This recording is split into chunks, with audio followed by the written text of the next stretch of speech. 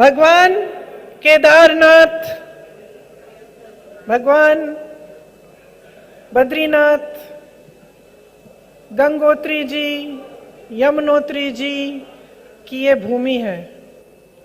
इस भूमि का मैं नमन करती हूँ। इस भूमि के साथ मेरे परिवार का पुराना रिश्ता है। आप तो जानते ही होंगे, मेरे पिताजी, मेरे चाचा जी यहीं देहरादून में पढ़े, मेरे भाई भी यहीं पढ़े, मैं भी यहीं पढ़ी, मेरा बेटा भी यहाँ पढ़ा। कई पीढ़ियों से हम इस प्रदेश में आ रहे हैं, आप सबसे मिल रहे हैं, आप सबकी बातों को सुन रहे हैं और यहाँ की जो सुंदरता है, यहाँ की प्रकृति जो है, उसको देखकर हमेशा खुश होते थे।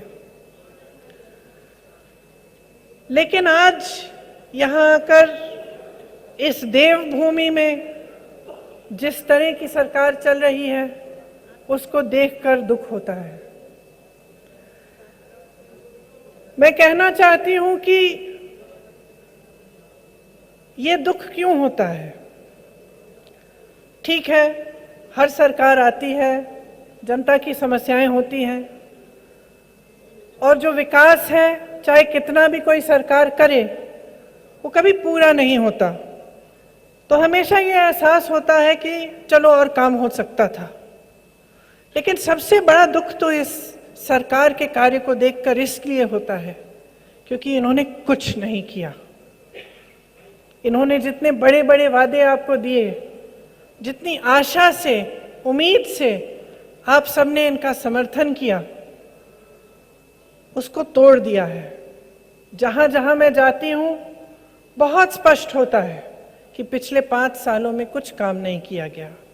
पिछले 5 सालों में सिर्फ जो आपकी उम्मीदें हैं वो टूटी, जो आपको वादे किए थे वो टूटे, जो पहले काम किया गया था वही आज दिखता है।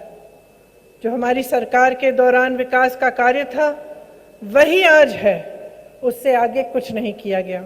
हाँ, चुनाव आता है तो बड़ी बड़ी घोषणाएं फिर से होती हैं, उद्घाटन होने शुरू होते हैं और जो प्रोजेक्ट आपने 5 सालों से नहीं किए, उनका उद्घाटन आप आज कर रहे हैं, ये दिखाने के लिए कि बहुत बड़ी बड़ी चीजें की गई हैं।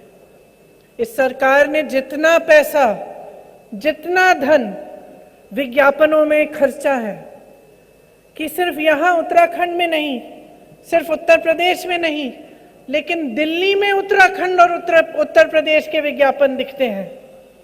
इतना खर्चा होता है इन पर, लेकिन जो आपकी समस्याएं हैं उनको हल करने के लिए इनके पास पैसे नहीं है, कहते हैं।